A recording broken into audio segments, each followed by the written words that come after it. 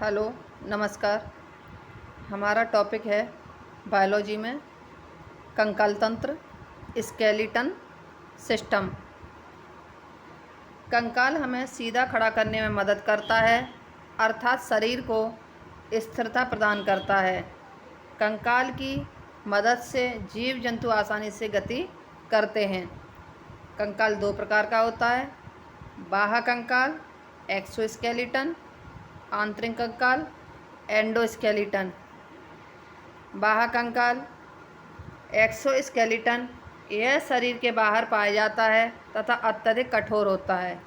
यह शरीर की रक्षा प्रदान करता है।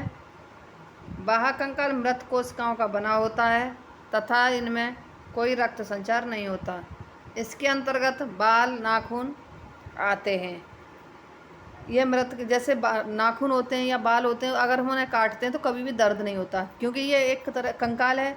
जिस तरीके से ये बाह्य कंकाल है तो वो मृत कोशिकाओं का बना होता है, जिसलिए ये बाल या नाखून काटने में दर्द भी नहीं होता। और इसके एग्जाम्पल हैं, जैसे बाह्य कंकाल में चींटी है, मधुमक्खी, बिच्छू, शंख, कीट, केकड़ा, तिलचट्टा, मकड़ी, टिड्डा आदि। हम देखेंगे कछुआ की पीठ पर बाह्य कंकाल तथा पैर एवं पूंछ में आंतरिक कंकाल होता है। जैसे देखा हुआ, कछुआ को जब भी उसे कोई भी खतरा महसूस होता है तो वो अपनी मुँह और पैर और पूंछ को अंदर कर लेता है कंकाल के, तो वो आंतरिक कंकाल है। और उसका कवर जैसा कठोर भाग होता है वो बाह्य कंकाल है। आंतरिक कंकाल शरीर के अंदर मांसपेशियों के नीचे होता है। यह शरीर के आंतरिक भंगों को सुरक्षा प्रदान करता है। आंतरिक कंकाल मानव, बकरी, गाय, कुत्ता आदि का होता है। कंकाल तंत्र अस्थि और उपास्थि की दोनों से मिलकर बना होता है। कंकाल तंत्र अस्थि और उपास्थि दोनों से मिलकर बना होता है। अस्थि तथा उपास्थि दोनों ही संयोजी ऊतक का बना होता है। कंकाल को दो भागों में बांटते हैं, उपास्थि कार्टिलेज, अस्थि वॉन। उपास्थि कार्टिलेज यह मुलायम होता है क्योंकि इसमें केवल कैल्शियम फॉस्फेट, उपास्थि जो होती है वो कैल्शियम फॉस्फेट की बनी होती है।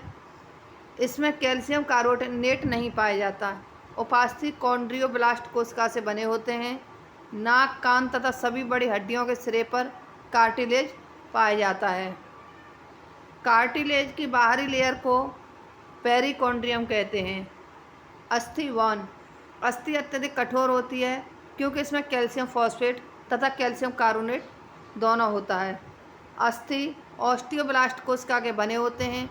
मानव में अस्थि विशेष प्रकार की प्रोटीन की होती है, जिसे हम कोलेजन प्रोटीन कहते हैं। अस्थि में ओसिन नामक प्रोटीन पाया जाता है। अस्थियों में रक्त नलिकाएँ और तंत्र का तंत्र पाए जाते हैं। अस्थियों में रक्त नलिकाएँ और तंत्र का तंत्र पाए जाते हैं। अस्थियों में 50% जल और 50% कार्बनिक पदार्थ पाए जाते हैं। उपास्थियों में तंत्र का तंत्र और रक्त नलिका नहीं होती है, लेकिन भोजन और ऑक्सीजन की आपूर्ति लसिका के द्वारा होती है। मानव शरीर में उपास्थियों के पिन्ना, नाक की हड्डियाँ, श्वास नली के बीच में एवं हड्डियों के संधि स्थल पर पाए जाते हैं। 30 वर्ष की अवस्था में हड्डियों का घनत्व तो सबसे अधिक होता है। देखा होगा कि जैसे 30 वर्ष तक हम आसानी से उठ बैठ सकते हैं, कोई दिक्कत नहीं होती, लेकिन 30 वर्ष के बाद देखो कभी कभी किसी किसी की हड्डियों से कट कट की आवाज़ आने लगती है, थोड़ा मुड़ने में भी प्रॉब्लम होने लगती है। जन्म के समय हड्डियों की संख्या 270 से 310 के बीच होती है, अर्थात जन्म के समय औसत हड्डियों की संख्या 300 होती है। बाल्यावस्था में हड्डियों की संख्या 208 होती है और वयस्क मानव के शरीर में हड्डियों की संख्या 206 होती है। अब हम ये देखेंगे कि अस्थि और अस्थि के जोड़ को लिगामेंट कहते हैं। मांस और अस्थि के जोड़ को टेंडन और मांस के जोड़ को सेलेक्सर कहते हैं। मानव शरीर की समस्त अस्थियों को दो भागों में बांटते हैं, अनुबंधीय उपांगी, एपेंडिकुलर और अक्षीय। तो हम सबसे पहले अनुबंधीय उपांगी एपेंडिकुलर पढ़ेंगे। कंकाल शरीर की आंतरिक अंगों को सुरक्षा प्रदान करता है तथा जंतुओं को चलने फिरने में सहायता करता है, जिनकी कुल संख्या 126 होती है। हाथ की हड्डियां हम हाथ की हड्डियाँ एक एक करके देखेंगे तो एक हाथ में 30 हड्डी होती हैं, ऐसे हाथ 2 हैं तो कुल मिलाकर 60 हड्डियाँ होती हैं। अब हम इसे चित्र के माध्यम से समझेंगे कि सबसे पहले ये हाथ है। हाथ में देखेंगे सबसे पहले कंधे से लेकर कोहनी तक हड्डी जो होती है वो ह्यूमरस होती है, और कोहनी से लेके पंजे तक देखेंगे तो वहाँ पर हड्डी 2 होती हैं, एक रेडियस होती है और एक अल्ना होती है। अब हम इसमें कंफ्यूज हो जाते हैं, भूल जाते हैं कि कौन सी रेडियस है और कौन सी अल्ना है। तो हम ध्यान रखेंगे कि जो अंगूठे की तरफ की जो हड्डी है वो रेडियस है और अंगूठे की दूसरी तरफ जो हड्डी है वो अल्ना है। उसके बाद इसे कार्पल से देखेंगे, जैसे हमारी जो कलाई होती है उस जगह पर कार्पल हड्डी होती है जो 8 होती है, ह्यूमरस 1, रेडियस 1 और अल्ना 1।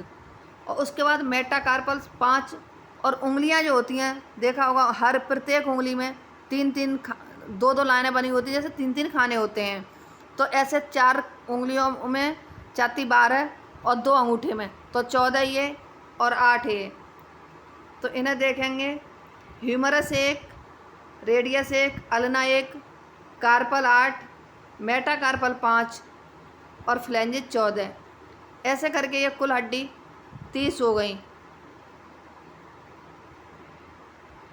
एक हाथ में 30 हड्डी होती हैं, इसलिए दोनों हाथों की हड्डियों की संख्या 60 हो गई। पैर की हड्डियाँ, ऐसी पैर की हड्डियाँ देखेंगे, पैर में एक पैर में 30 हड्डी होती हैं और दोनों को मिलाकर 60 देखेंगे। फीमर, पटेला, फीमर 1 होती है, पटेला 1 होती है, टिबिया 1 होती है, फिबुला 1, टार्सल 7। क्योंकि इसमें टार्सल की जगह 7 इसलिए है क्योंकि एक हड्डी फिबुला पर चली गई है, पटेला घुटने पर। मेटाटार्सल 5 और फ्लैंजेस 14। हाथ की हड्डी और पैर की हड्डी में बस इतना ही अंतर है कि इसमें टार्सल में 7 हैं और उसमें टार्सल में 8 थी। तो इसमें एक पटेला हड्डी बढ़ गई है, इसलिए ये, लेकिन रहेंगी 30 ही, तो दोनों मिला के 60 हड्डियाँ हो गई। अब देखेंगे हम पैर की हड्डी, फीमर जिसे उरू भी कहते हैं, पटेला, टिबिया ये सबसे चमकीली हड्डी होती है, और फिबुला। अब देखेंगे पैर की, टार्सल 7, मेटाटार्सल 5 और फ्लैंजेस 14। अब देखेंगे पेल्विक, श्रोणि मेखला, इनकी संख्या 2 होती है। इसके एक भाग में 3 अस्थि होती हैं, इलियम, इस्चियम, प्यूबिस। वयस्क में तीनों अस्थि जुड़कर एक अस्थि बन जाती हैं, कैल्विक, हसली।